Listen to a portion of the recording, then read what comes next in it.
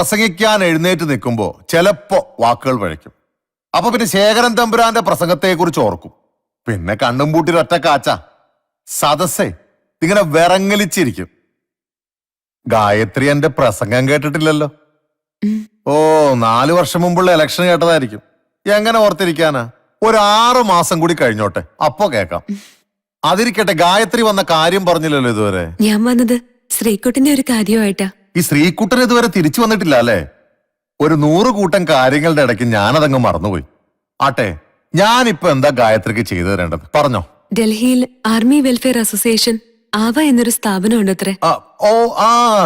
കരസേന മേധാവിയുടെ ഭാര്യ ചെയർപേഴ്സൺ ആയിട്ടുള്ള ആവയിൽ സ്ത്രീകൾ കൊടുക്കുന്ന പരാതിയിന്മേൽ വളരെ വേഗത്തിൽ അന്വേഷണം നടത്തി പരിഹാരം കണ്ടെത്തി കൊടുക്കുമത്രേ. നിവേദനം ഞാൻ തയ്യാറാക്കിയിട്ടുണ്ട്. സാർ എനിക്ക് പെരിങ്ങോട്ടുകാരെ MP എന്ന നിലയിൽ ഒരു റെക്കമെൻഡ് ലെറ്റർ തരണം. ഓ അതിനെന്താ.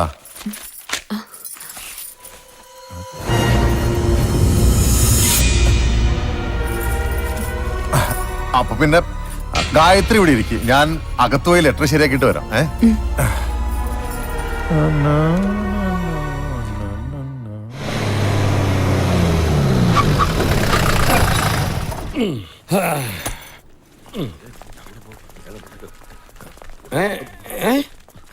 എല്ലാവരും കൂടി എങ്ങോട്ടാ? മുല്ലപ്പെരിയാറിന്റെ ഷട്ടർ തുറന്നു വിട്ടോ അല്ലെ? MP കാണാനാ? ഓയ് ജീപ്പിൽ കയറി ഇരിക്കണോ? പഞ്ചായത്തിലെ പ്രശ്നങ്ങളെ പ്രസിഡന്റ് നിലയ്ക്ക് ഞാൻ MP യോട് പറഞ്ഞോളാം. പോടോ മക്കുണന്മാര്.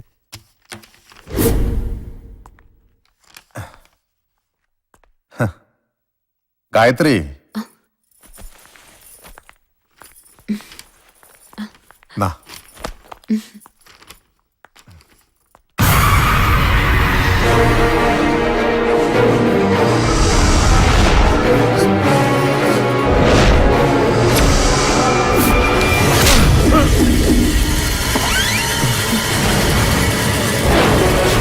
നിന്റെ ഈ ലെറ്ററിന് കൂലിയായി ഞാൻ എന്റെ ശരീരം നിനക്ക് കാഴ്ചവെക്കണോ? നീയൊക്കെ പൂവിട്ട് പൂജിച്ചിരുന്ന വാഴക്കോവിലെടുത്ത ശേഖരൻ തമ്പുരാന്റെ മോളാ ഞാൻ. ഞാൻ ഇവിടെ വന്നത് ഇന്ത്യൻ ആർമിയിൽ നിന്ന് കാണാതായ ഒരു പട്ടാളക്കാരന്റെ ജീവന് വേണ്ടി യാചിക്കാനാ. അല്ലാതെ നീയൊക്കെ പാവങ്ങളുടെ വേർപൂറ്റി കുടിച്ച് സർക്കാർ ഗസ്റ്റ് ഹൗസിലെ 5 നക്ഷത്ര ഹോട്ടലുകളിലും കുടിച്ചു കൂത്താടി ഈ നാട് മുടിക്കുമ്പോ ഈ നാടിന്റെ രക്ഷയ്ക്കായി കാവൽ നിൽക്കുന്ന ഒരു വിഭാഗമുണ്ട്, പട്ടാളക്കാര്. യുദ്ധകളത്തിൽ പിടഞ്ഞു മരിക്കുന്ന പട്ടാളക്കാരന് പുഷ്പചക്രവും ആചാര വെടികളും കവല പ്രസംഗങ്ങളും നടത്തി നിന്നെ പോലുള്ള ഒരു പൊടിയും തൊട്ടി പോകുമ്പോ ഒന്നോർത്തോ, ഇവിടെ സകലതും നഷ്ടപ്പെടുന്ന അമ്മമാരുണ്ട്, ഭാര്യമാരുണ്ട്, സഹോദരിമാരുണ്ട്. അതൊന്നും നിന്നെ പോലുള്ള ചെറ്റകൾക്ക് മനസ്സിലാകില്ല. നിന്നെ പോലുള്ള ഒരു ശരീരം കണ്ട പുഴുക്കൾ പോലും അരയ്ക്കും. നിന്റെയൊക്കെ കൈക്ക് കാമത്തിന്റെ ചൂടാണെങ്കിൽ എന്റെ കണ്ണിൽ അഗ്നിയാ, അഗ്നി.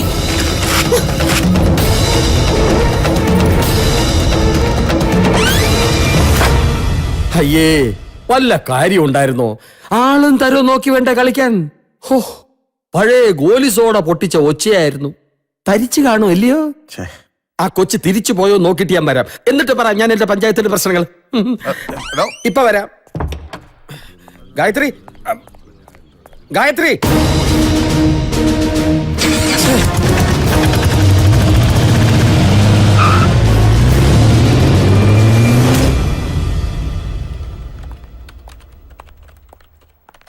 ഗായത്രി, ഗായത്രി കാണാൻ ഒരാൾ വെയിറ്റ് ചെയ്യുന്നുണ്ട്.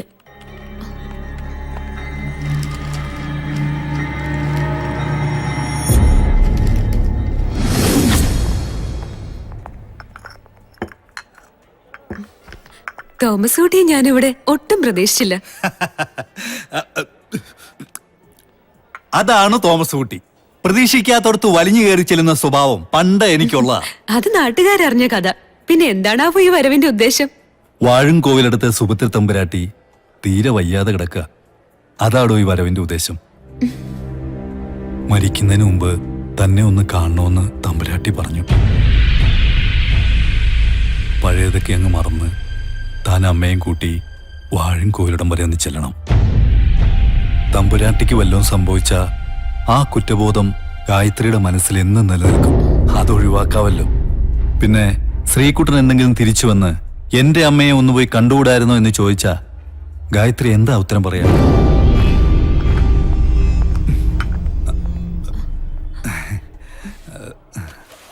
കാശെടുക്കാൻ എപ്പോഴും മറക്കും. അതാണ് തോമസ് കുട്ടി. ഓ, അതറിയാം.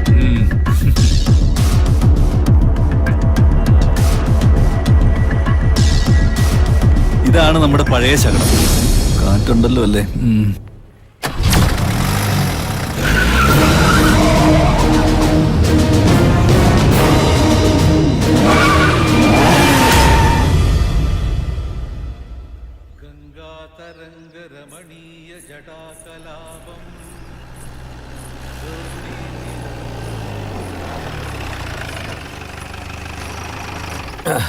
നമസ്കാരം. നമസ്കാരം. വീട്ടിൽ പോയിരുന്നു, അപ്പോഴേ അറിഞ്ഞു ഇവിടെ ഉണ്ടെന്ന്. പ്രസിഡന്റ് അവിടെ ചെന്നിരുന്നു മോള് പറഞ്ഞായിരുന്നു. ആ സാടാ കുടഞ്ഞ് എഴുന്നേറ്റ ഒരു സിംഹത്തെ പോലെയല്ലേ ഞാൻ ഇന്നലെ ഗായത്രി കുട്ടിയെ കണ്ടത്. സാക്ഷാൽ വാഴുംകോവിലെടുത്ത ശേഖരൻ തമ്പുരാൻ ഉറഞ്ഞു തുള്ളി നിൽക്കുകയായിരുന്നില്ലേ. കോളാമ്പി ഉണ്ണിത്താനും മോള് കൊടുത്ത ആടി അസലായി. അത് നേരിട്ട് കാണാൻ കഴിഞ്ഞ് എനിക്ക് ഒരു കാര്യം ഉറപ്പായി. അടുത്ത ഇലക്ഷന് ഗ്രൂപ്പ് വഴക്കന്റെ കാര്യവും പറഞ്ഞു. അവൻ എന്റെ മുമ്പിൽ അധികം ഷൈൻ ചെയ്യില്ല. അതിരിക്കട്ടെ, എന്താണാവോ ഈ വഴിക്കൊക്കെ? വളരെ പ്രധാനപ്പെട്ട ഒരു കാര്യം പറയാൻ തന്നെയാ വന്നത്. ശ്രീകുട്ടന്റെ അമ്മ തീരെ വയ്യാണ്ട് കിടക്കുക. വാഴുംകോവിലിടത്തിൽ നിന്നും പടിയിറങ്ങി വേദനയോടെ നിൽക്കുന്ന ശേഖരേട്ടനെ ഞാൻ കണ്ടിട്ടുണ്ട്. അദ്ദേഹത്തിന്റെ ഭാര്യയും മകളും സഹിച്ചുകൊണ്ടിരിക്കുന്ന ദുരിതങ്ങളെ കുറിച്ചും എനിക്കറിയാം. മനസ്സ് വിഷമിപ്പിക്കാൻ വേണ്ടി പറഞ്ഞതല്ല കേട്ടോ. മോൾ അമ്മയും കുട്ടി ഒരിക്കലും പെരുങ്ങോട്ടേക്ക് വരണം. കാണാതായ മകനെ ഓർത്ത് നീറി നീറി ജീവിക്കുന്ന ഒരു ജന്മമുണ്ട് ആ ഗ്രാമത്തിൽ. വാഴുംകോവിലിടത്ത് സുഭദ്ര തമ്പുരാട്ടി. എന്നാ വരട്ടെ. മന്ത്രിയെ കണ്ട് കുറച്ചുപേരുടെ വിധവാ പെൻഷൻ ശരിയാക്കാനുണ്ട്. നടക്കില്ല എങ്കിലും ശ്രമിക്കാം. ഇല്ലെങ്കിൽ പെരിങ്ങോട്ടുകാരെയല്ല വിധവാ സഹോദരികൾ എന്നെ വെറുതെ വിടില്ല. അടുത്ത പഞ്ചായത്ത് ഇലക്ഷനില് വനിതാ വാർഡാക്കിയാലോ? പിന്നെ എനിക്ക് വഴി നടക്കാൻ പറ്റില്ല. വരട്ടെ, ഗസ്റ്റ് ഹൗസിലോട്ട് പോട്ടെ. ശരിയേട്ടാ. മന്ത്രി ഇപ്പൊ ഉണർന്ന് കാണുമോ എന്തോ.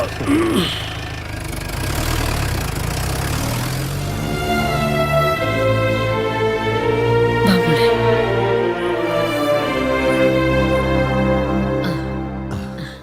നമസ്കാരം. ചായ കുടിക്കേ. ഓ,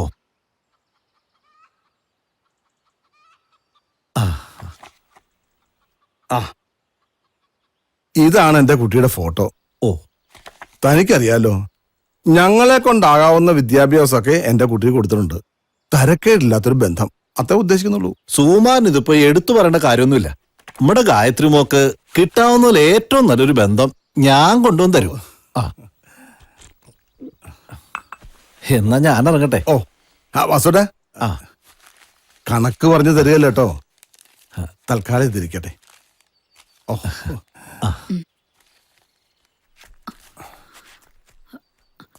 ഏട്ടാ, അവൾ ഈ ആലോചനയ്ക്കൊന്നും സമ്മതിക്കൂല. അത്ര കണ്ട് ശ്രീകുട്ടനെ നെഞ്ചിലേറ്റി നടക്കൂല്ലേ അവള്. അവൻ വരും വരൂ എന്ന് പറഞ്ഞുള്ള അവളുടെ ആ കാത്തിരിപ്പ് കാണുമ്പോ ചങ്ക് പിടയ്ക്കുക. സുജാതേ, നമ്മൾ ഇതൊക്കെ പറയും. ഇനി അങ്ങോട്ട് ജീവിക്കാനുള്ള അവളുടെ കാര്യമാ വലുത്. നമ്മുടെ കുട്ടിയുടെ ഭാവി സുരക്ഷിതമായി കൊടുക്കാന്നുള്ളത് എന്റെ നിന്റെയും കടമയാ. അല്ലാതെ വാഴുംകോവിലെടുത്ത ശേഖരൻ തമ്പുരാൻ നിന്നെ കല്യാണം കഴിച്ച് ജീവിച്ച കാലമൊന്നും അല്ലത്. അതുകൊണ്ട് തന്നെയാ ഗായത്രി മോള് ശ്രീകുട്ടനെ സ്നേഹിക്കണമെന്ന് അറിഞ്ഞപ്പോ ഞാൻ എതിർക്കാഞ്ഞത്. ഇനിയിപ്പോ ഒരിക്കലും വരില്ല എന്ന് വിശ്വസിക്കുന്ന ആൾക്ക് വേണ്ടിയാണ് അവൾ കാത്തിരിക്കുന്നെങ്കിലോ? അഥവാ ഇനി വന്നാൽ തന്നെ ഈ കല്യാണം നടക്കുന്നത് എന്താ ഉറപ്പ്? ഏത് പെണ്ണിനൊരു ആൺതുണ വേണം. നമ്മുടെയൊക്കെ കാലശേഷം അവൾക്ക് ആരാ ഉള്ളേ?